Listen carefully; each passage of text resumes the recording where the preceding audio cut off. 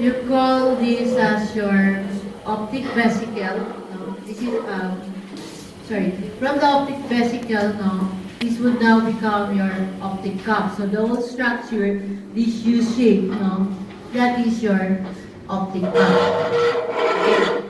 So where is it is derived, no, from your optic vesicle. Okay. Now your optic vesicle would develop into two layers. So the one at the pointer, okay, sorry, your optic cup, no? This whole structure is your optic cup, no? Would develop into two layers. Okay, the one at the pointer, that is your inner layer. And lining that one, the black one, that is the outer layer.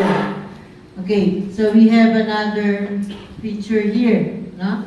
So that is the inner layer, and that is the outer layer. So the outer layer, that would be the paint, that would become the pigmented layer of the retina.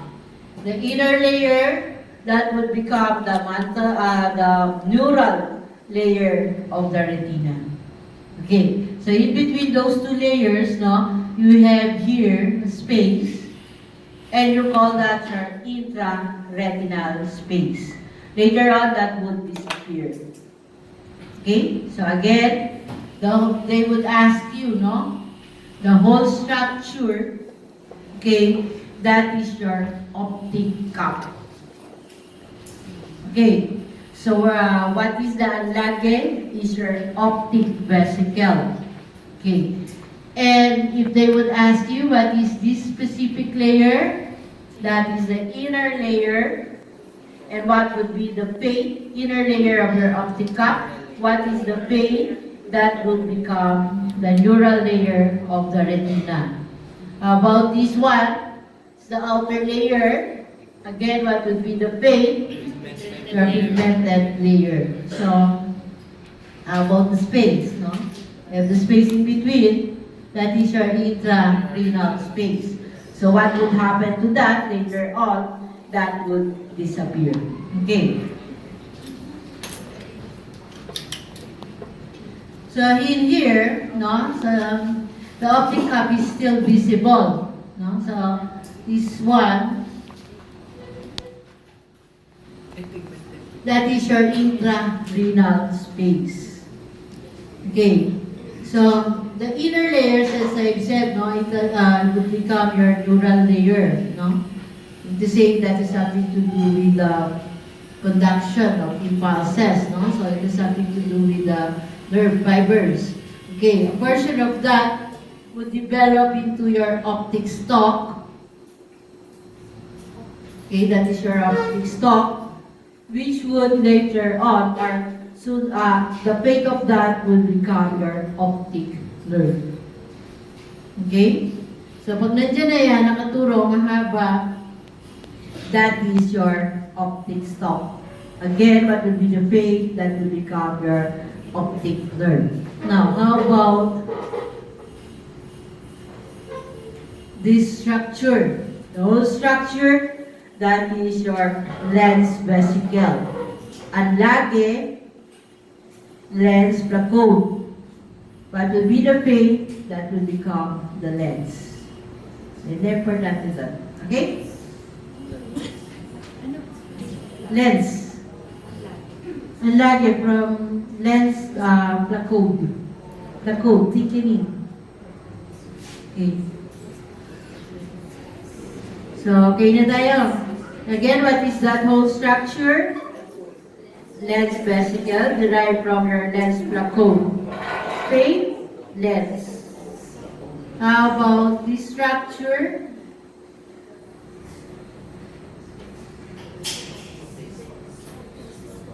That is your optic stalk. Optic stalk. Paint, that will become your optic nerve. Okay? Ito. Dami kang makukuha dyan eh. Oh, what is that? Layer. Ha?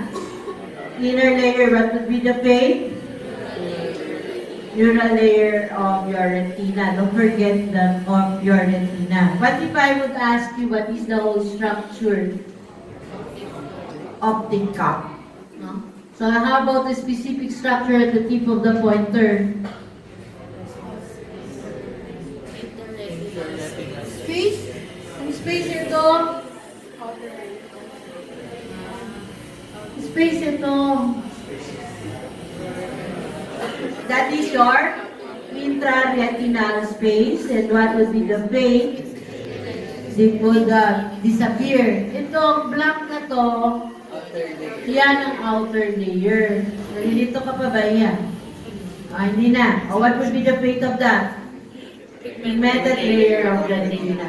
So that's for them, Brian. Let us now proceed to your histo.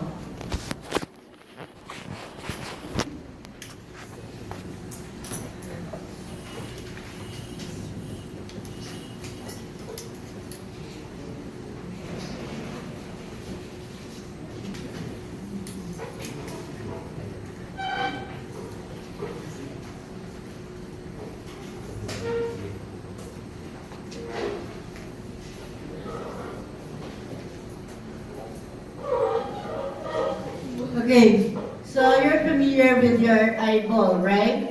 And covering your eyeball, you have here your eyelid. Okay, so if you would look at it, the surface facing your eyeball, no? That is your palpebra, or your conjunctiva. Okay. Now, what is important here are the layers of your eyeball. So you have here the outermost layer, which is your fibrous layer. Okay? That is composed of your cornea anteriorly. Okay, so that is your cornea. And if you would trace it, another portion or another part of your fibrous layer, that is your sclera. Okay, the junction between your cornea and your sclera, you call that your limbus or your corneoscleral junction. The second layer, which is vascular, another term for that is your uvea, is composed of your iris. You have your ciliary body, okay, and you have your choroid. Okay, so the dark brown line there, that is your choroid, no? And the innermost layer, where you have your photoreceptors or you have your rods and cones, that is your retina. So before we proceed, no, let us first identify the three chambers. Okay, we have the first chamber, that is your anterior chamber. What would be the boundary, no? You have here your cornea, okay? Posterior to that, you have your iris and your lens. Now, how about your posterior chamber? Okay, the posterior chamber is located in between, no?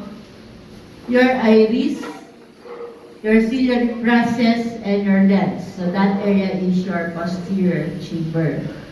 Okay, and the last of the chamber, that is the biggest one, that is your vitreous chamber, where you can find there your vitreous body. Now, what gives, what support, no?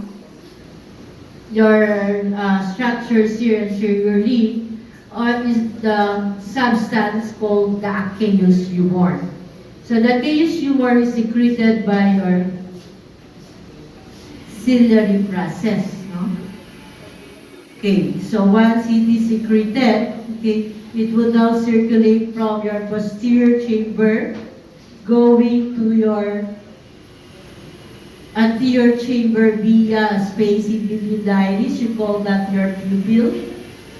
Then it will circulate here in the anterior chamber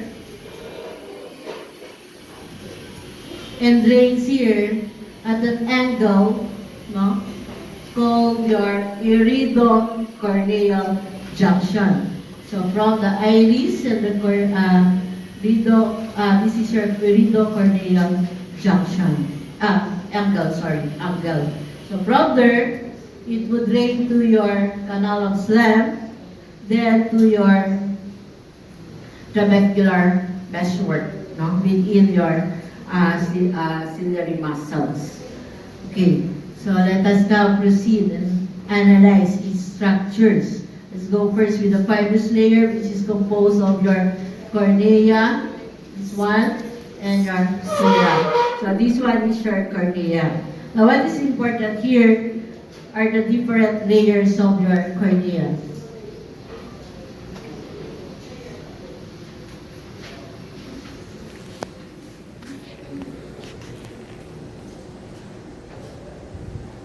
Okay. So the outermost, that is an epithelium, okay, and it is lined by your stratified squamous non-keratinized epithelium. The thickest portion of your cornea is your substantia propria, no? That one, where it is composed of bundles of collagen and endothelium, no? Which is the one that faces the anterior chamber. So in between you have also the anterior limiting,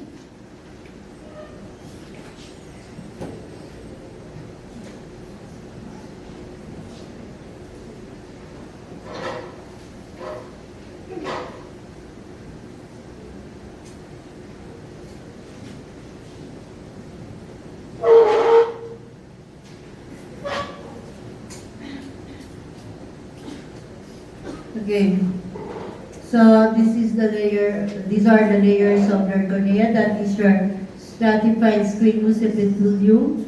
Then beneath that one, okay, yung parang mapusyaw or it's look like silver lining, or what we call that, yung medyo matingkad ba ang kulay doon? Tawag doon. Yung parang bright, very bright.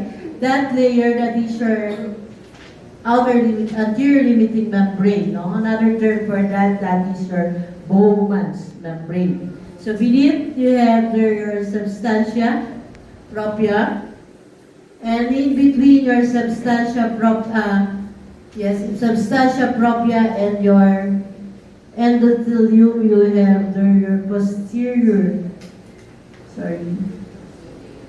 that's about, no, the endothelium. Yung that's about the endothelium. Pwede bang turo ko na lang ng kamay?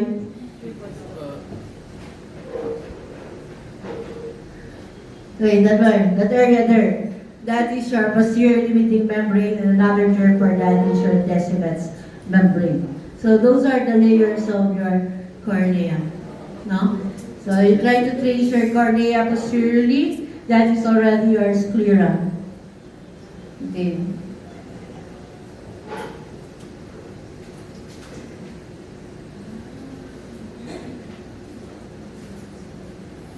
Is your idea? Okay, this portion here is already your sclera. Okay, so how about the vascular layer? So it is just beneath, no? Beneath your fibrous layer, and as I've said, no? You have the three portions of your vascular layer or your ovea. You have the dark brown area there, that is your choroid. No? The reason why it is almost dark, almost black, okay, is because of the presence of your melanocytes. So it prevents the entry of excessive light. No? Then, another part of your vascular layer, your ciliary body, which is composed of your ciliary muscles and your ciliary process. No? And the third portion, that is your iris. No? So what is the function of your iris? No? It regulates your pupil. Regulates the entry of your light, no? It will cause dilatation or constriction of your pupils. And what makes it possible is because of the muscles, no, attached to your eyelids. The one at the pointer, okay, that is your sphincter muscle of your eyelids, okay, or it allows constriction, no, of your eyelids. And here, near the side of your, or the lateral side, that is the lateral or your dilator, no, portion, or the dilator muscle. So on this one, this is your lens. Now, how about the third, no, layer? So that is the innermost, facing the vitreous chamber. So that is your retina. So that is the site where you can find your Rats and cone receptors, no?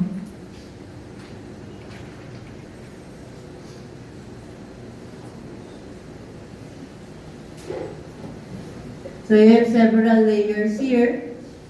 Okay? So it is attached there to your choroid, and immediately, no, between your choroid and your retina, you have your pigment layer, followed by your rods and cone, no, layer. So that one is your rods and cone. Let's have another slide here.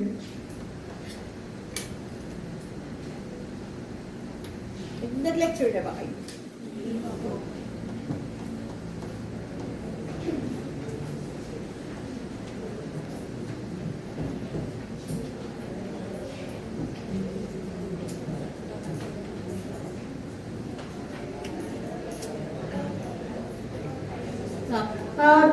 What are the layers of your retina? No? From the choroid going inward, you have this one is your sclera, this one is your choroid, and this whole layer, that is your retina. No? So if you would trace it, this is an old slide, no? Medyo hindi na masyadong ma-appreciate. So before we proceed, no, to the detailed layers, we have several layers. No? The one in contact with the choroid, that is your pigment layer. Okay, from outer going inward, we have your pigment layer, then we have your rods and cone, then your outer limiting, then you have your outer nuclear, have your outer plexiform, the inner nuclear, the inner plexiform, the ganglion layer, and the optic fiber layer. Because not all of these layers can be appreciated with this slide, no? So, tuturo ko na lang sa inyo muna yung madali nyong ma-recognize dito. Then I'll show you the new slide na maganda yung... Okay, this one, this is the choroid, no? The choroid area. So, this is the rods and cone. Okay, this is your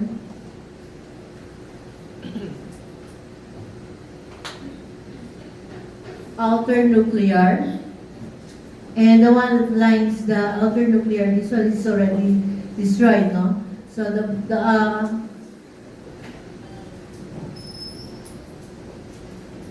okay, separating your outer nuclear from your inner nuclear, you have your outer plexiform, no? It's only a thin line. Then you have the inner nuclear. You have the plexiform area summary. Okay? And the layer where you can see, no? Cells. That is your ganglion layer.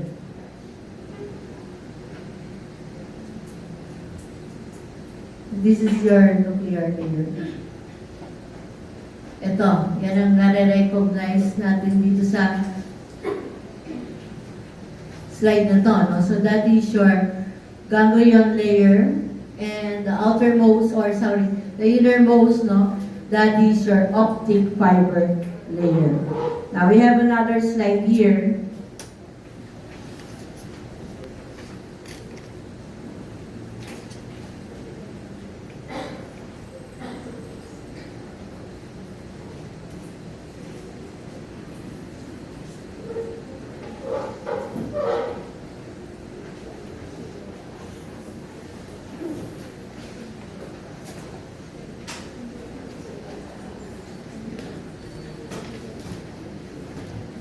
Okay, so that is your choroid, no? So the rest, okay, this is the inner layer facing your vitreous. So that is your retina, no?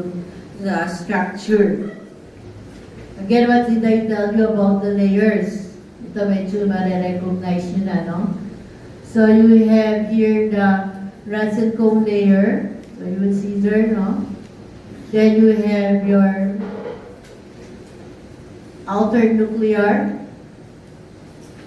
You have lining in between the thin portion there.